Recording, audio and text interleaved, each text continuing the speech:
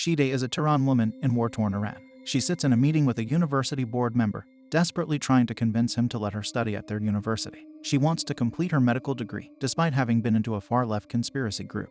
The man said he cannot risk it, and she can no longer finish her studies. Shide is devastated and heads back home to her apartment and sees her daughter, Dorsa, who is being babysat by a friend. She spends some time packing away her study books, and then her husband, Iraj, comes home from work. Dorsa is delighted to see him. Iraj sees that Shide is upset, and she tells him how she was not accepted back into medical school. They sit on the bed together. Iraj tries to be optimistic, suggesting to Shide that perhaps things will get better after the war, but Shide says there is no guarantee. Iraj says she has tried her best, and that maybe it's for the best. Shide is hurt by his comment and yanks her hand away from him. Right at that moment, the warning siren rings out. Iraj calls for Dorsa, and they all run into a shared basement where other residents from other apartments are already gathered. They talk to each other and wait it out. That night, Dorsa has a bad dream, and in the morning, Iraj is reassuring her that the monsters she saw were not real. Iraj tells Shide that Dorsa heard someone walking around the house at night. Iraj drops a bombshell that he has been given a dispatch order for the war. He is going to find out where he is stationed, and Shide is upset and gives him the cold shoulder for not telling her earlier. She then ignores her husband, who is trying to say goodbye as he is going to see where he will be stationed. She does an exercise video. As Iraj is leaving, the landlord accuses Shide of not shutting the garage door properly, and that it must be her because she is the only female in the building that drives. Iraj is annoyed at the landlord, but says they will make sure it's closed properly. Iraj informs her that they are sending him to Ilam, which is right in the middle of the fight, but he couldn't get a safer post. Iraj tells her that she should go to his parents' place. Shide refuses and says she is safer there, but Iraj wants her to be around people for support. Shide takes this as an insult, as if he doesn't think she is reliable enough to look after their daughter. She accuses him of wanting a medal, and he says to her that he has no choice or they will take away his practice license. Shide sarcastically comments that it's a catastrophe if he loses his practice license, but not if she loses hers. They both argue and bring up their past grievances between each other. Shide called him spineless and weak for continuing to study, and she pointed out that he tried to stop her from studying. Iraj says that it's not really her dream to become a doctor. It was her mother's dream, and she only wants to pursue it because her mom passed away. Dorsa is upset that Iraj has to go and says she will be frightened to stay at their place without him. He comforts her and says he will be back soon. That night, Dorsa calls out to her mom, crying, saying she wet the bed. Shide gets angry and asks why she has to wet the bed at her age. The next morning, she reprimands her for wetting the bed. She asks her what she is afraid of. Dorsa tells her that she is afraid of the jinn. Shide feels slightly disturbed by this and reassures her they are not real. She tells Dorsa that her friend, Mehdi, is making things up, but Dorsa doesn't believe her mom. Shide goes to Mehdi's apartment and speaks to his guardian. She asks her to tell Mehdi to stop scaring Dorsa, but the guardian is confused because Mehdi is mute.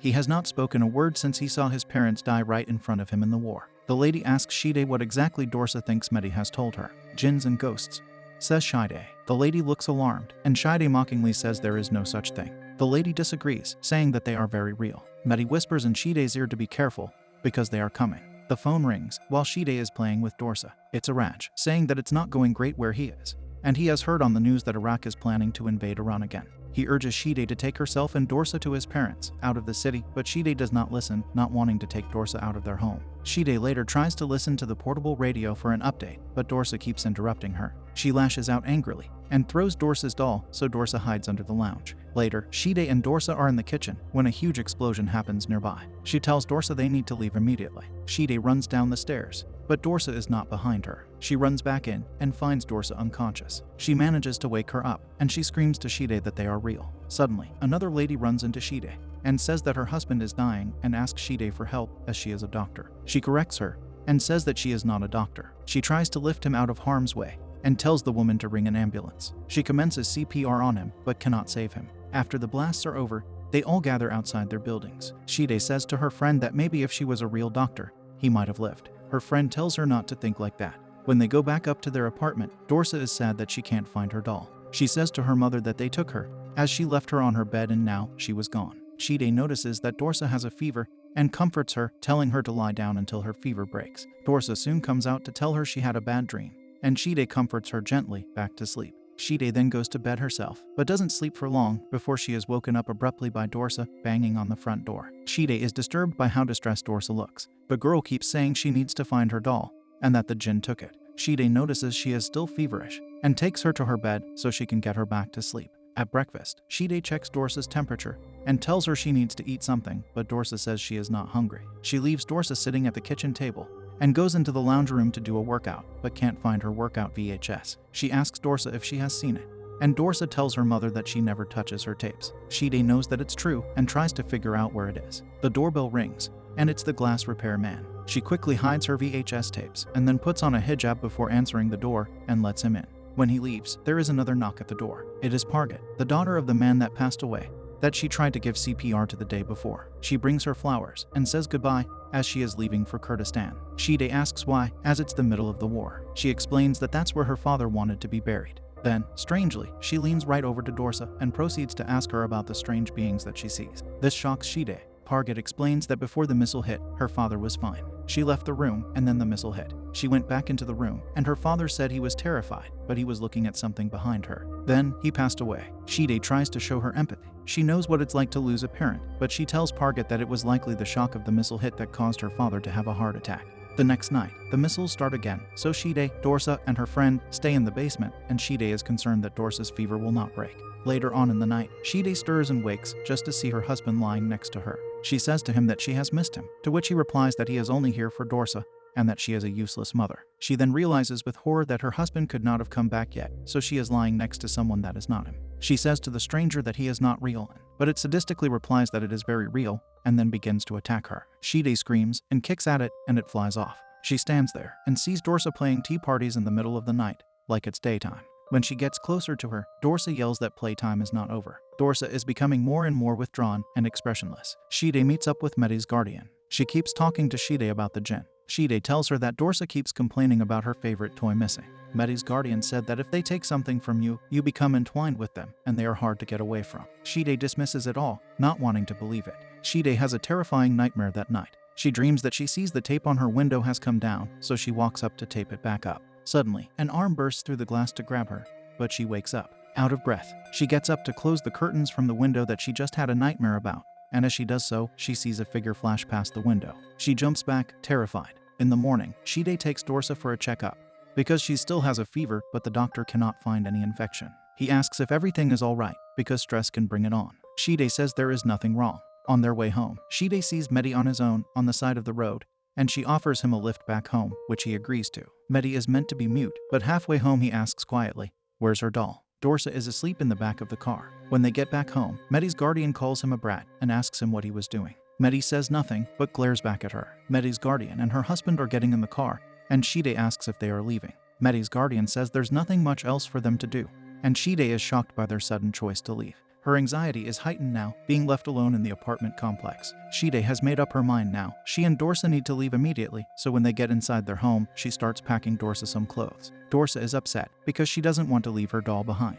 Shide's patience wears thin from all the pressure she is under, and she snaps at Dorsa. Dorsa and Shide get into an argument about the missing doll, and Shide angrily continues her packing. Dorsa begs Shide to find Kimia, because if she doesn't find her doll, she will be frightened and she won't get better. Shide feels compassion for her daughter, and she says that as soon as they find her, they must leave. Shide turns Dorsa's room upside down in frustration, trying to find Kimia, but it isn't anywhere. Suddenly, the warning siren starts going off, and they both go to the basement and wait for it to be over. Shide really opens her heart to her daughter and says she can sleep with her tonight. The lights turn back on, and they head up slowly after the missile attack is over. Shide wakes up in the middle of the night and looks over lovingly at her daughter. She lays there, hearing some strange noises, and then jumps up out of bed when she sees someone standing in the doorway. The figure quickly runs off. Shide runs after the figure, but as she turns the corner into the kitchen, she sees the figure suck up through the crack in the ceiling. Shide is beside herself in disbelief of what she just saw. She walks back to her bedroom and can hear Dorsa chatting to someone that is telling her where her doll is. Shide walks in, asking who she is talking to,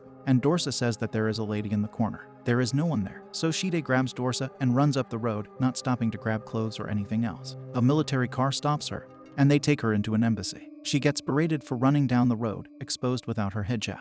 A friend of Shide is there and says that she will try to help her, but she might still get a punishment. A man of authority comes in and lets her off with just a warning, but tells her she should be ashamed of herself. They take her and Dorsa back home, and when she is alone, Shide rips off her hijab and black dress. The phone rings, and Shide answers it. It's her husband, Iraj, and he is extremely worried that she hasn't left yet, and is warning her that everyone in Iran is leaving. His line breaks up and then cuts out. Shide tries to speak to him, but then she hears a loud knocking on the front door, which frightens her. She wearily asks who it is, but no one replies. She looks through the peephole, but no one is there. She sees a flash of a figure rush past her line of sight. She quickly opens the door and walks out to try and catch the person. She looks back down towards her apartment door, and in the corner there is a figure in a black and white spotted hijab, and they dash into her apartment. The door slams behind them and locks itself. Shide runs down, banging on her apartment door to get in, fearing for Dorsa's life. Her banging on the door wakes Dorsa up, and she opens the door, asking her mom where she was. Shide is scoping the place for the person that ran in,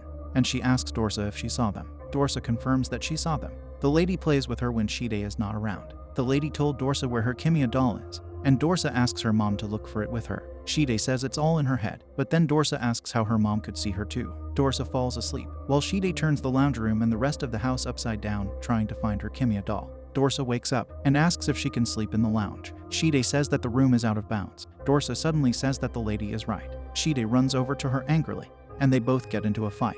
Dorsa jumps on her and bites her mom's arm. In the middle of their fight, another missile siren begins. Later in the night, Dorsa sleeps in her mom's bed, while Shide sits up with scissors in her hand, ready to attack anything that comes near. She hears strange noises again and walks downstairs. She speaks to the presence and asks for it to take her instead of hurting Dorsa. She walks back to her bedroom, and Dorsa is not on the bed, but is hiding under it. Shide lifts her out from under the bed. They still hear noises in the house, so they both wearily head downstairs. When they get to the living room, Shide sees that her telephone is off the hook. She brings the phone to her ear and is surprised that Iraj is on the other end, but something is not right. He begins to tell her that she has brought all of this on herself because she is a bad mother. She hangs up the phone, frightened, and sees movement outside one of her windows. She goes out to the top of the buildings to see what it was, and when she looks down from the top of her apartment building, she sees her medical study book has been thrown on the ground. She is shocked and can't figure out how it got out there when she keeps it in a locked drawer. She goes to the locked drawer, only to find Dorsa's doll in it, but she is dismembered. Dorsa follows her mom and sees her doll. She is very upset. She asks her mother why she killed her doll. Shide explains it wasn't her, it was the jinn, and they want Dorsa to believe it was her mother that did it. Shide finds a way to comfort Dorsa. She tells her that if she lays down on the bed and closes her eyes and waits, she can fix her Kimia doll, reminding her daughter she is a doctor. She tapes Kimia up with tape neatly, so she is all put back together, and then tells Dorsa to open her eyes. Shide kisses her daughter lovingly and checks her temperature. She is relieved to find her temperature is gone, and she holds her daughter's face in her hands, telling her that she loves her very much. All of a sudden, a missile strike warning siren starts up, and Shide tells Dorsa to go down to the basement until the missile attack is over, and after that they will go to Granny's place. As they prepare to go to the basement, Dorsa says she has to grab her jumper from her room. Shide grabs her travel bag and goes back to Dorsa. They head down to the basement. They get almost all the way down when she starts to hear Dorsa crying in the apartment. Shide looks at Dorsa, confused, but then she realizes that she is not the real Dorsa. She kicks her off and runs up to her apartment.